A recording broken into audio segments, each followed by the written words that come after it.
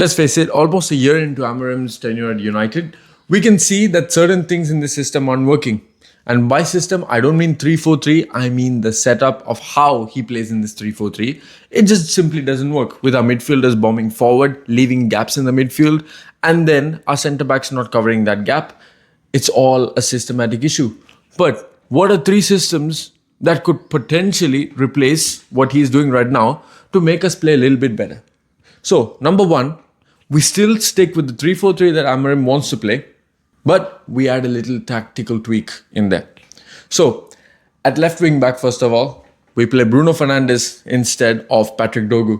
Now, this might be very contentious because everybody wants Fernandes in the middle.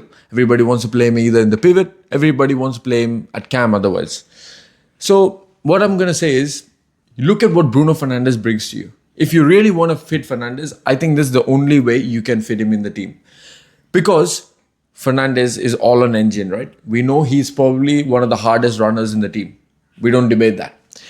Along with that, he has this range of passing where it's a 50-50 obviously. However, if a through ball works out, then it's probably one of the best balls you'll see throughout the entire game.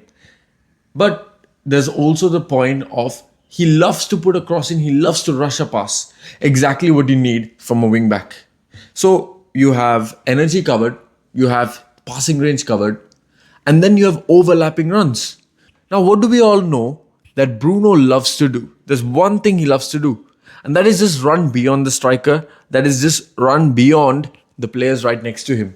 Now, if he was to do that as a central midfielder, that's leaving a huge gap in the midfield. That's what we normally see. If he does that as the left end, what happens is again, he goes past the striker. He might even occupy areas that the striker should be in.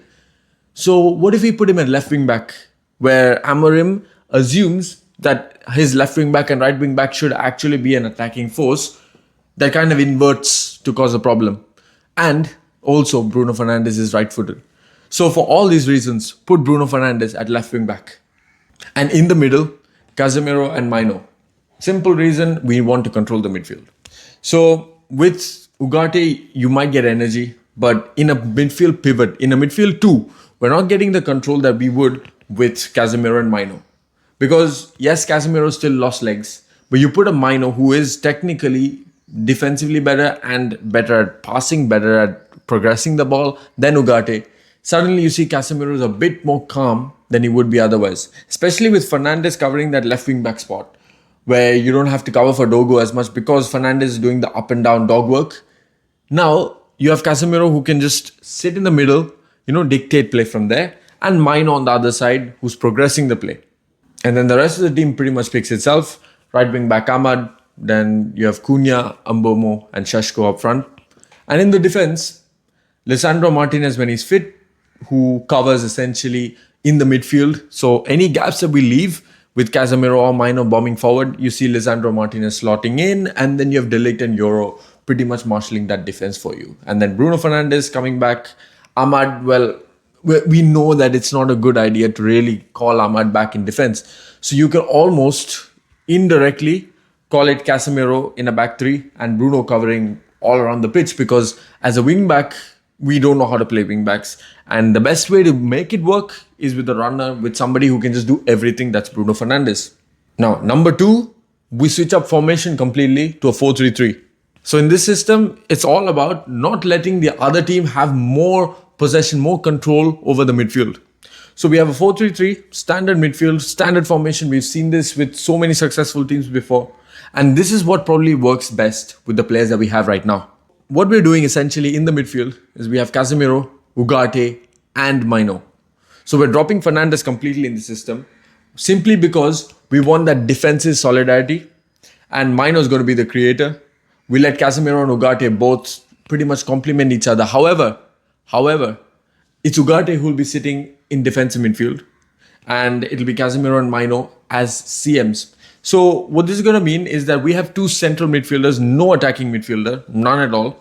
Simply because then you have three players doing the defensive work, and then Lisandro Martinez at left back, and then at right back we have Mazraoui, De Ligt, and Euro. Simply because when in the attack you have Cunha, Sheshko, and Mbomo, and Ahmad's dropped. So now one thing you're going to see is that, okay, the energy levels might drop a bit because there's no Ahmad. But with Ugarte, what he can do is he's going to be a decoy left back. So how this is going to work? You drop Ugarte into left back. He drops into left back, and then Martinez moves forward into the CDM role where Ugarte was. So what we're going to see is if Ugarte is just let to roam around, do the dog work in a little bit of a different way to Bruno Fernandes, he's going to bring the energy, maybe not the creativity as much, maybe not the ball control as much, but he's just going to bring in the energy that we need on that left side to cover Cunha. Because we know Cunha is not going to probably have the intense tracking back effort that our other players do. So on that side, you need some energy. We're not worried about the right side. It's about the left side, right? And for that reason, Martinez, who can just slot into CDM, and Ugarte, who can just pull it back into left back to cover Cunha, to cover that left side, and pretty much lock that down. Now, number 3, we're going to shift formation once again to a 3-5-2. So this is going to be another completely different setup where our centre backs again, where Martinez, De Ligt and Euro. In the midfield, it's the same midfield again, Ugarte, Casemiro and Maino. Now, up front, what we're going to do is we're going to go for Šeško and Zirkzee. Simply because there's one runner, there's one player who can just control the ball. Essentially, we're going to play classic Inter Milan, if you want to say it. Particularly this last year when they reached the Champions League final, it was Thuram and Lautaro Martinez. We can do the exact same dynamic with Šeško and Zirkzee. Two strikers who are 6'4", by the way. And on either side, you have Cunha and Mbeumo, who now can really operate like wingers. Because we know that they are not really inverted 10s. Why is that? Because we can see Cunha more often than not always wanting to dribble, right? That's probably his best asset. From the last 5, 6, 7 games that we've seen of Cunha, we know that his main asset is that he loves to drive with the ball. So he can't do that much as being a 10 because your job as a 10 is pretty much pass and play, and it's all intricate passing. Now Cunha can do that, but that's not using his best assets. Mbeumo on the other side, he is definitely a right forward who can again invert, but he loves putting a cross in. And we're not using that crossing ability because we have Ahmad and Dogu as the left wing backs and right wing backs, and they don't cross much. They're not told to cross much at least. So we're negating both Cunha and Mbeumo's ability. At the same time, we're not getting the crossing in either. But you put them on left mid and right mid, and we might actually see that work. And same thing, Martinez covering the CDM role and Ugarte covering the left back role, which essentially allows Cunha to assume a more attacking role instead of a defensive role. Mbeumo on this side, again, Lenny Yoro's there to cover. And essentially, Casemiro and Maino can go bomb forward and drop back, depending on what the position is. Essentially, what we're trying to do in all 3 systems is get control of that midfield. Do not leave gaps in the midfield, especially when you have undisciplined midfielders. Let's be honest. We don't have the best of midfielders when it comes to just doing it on your own. For whatever reason, whether it's Casemiro's age, whether it's Ugarte not being good enough, whether that's Maino just being inexperienced altogether. We just don't have players who can do that defensive role on their own.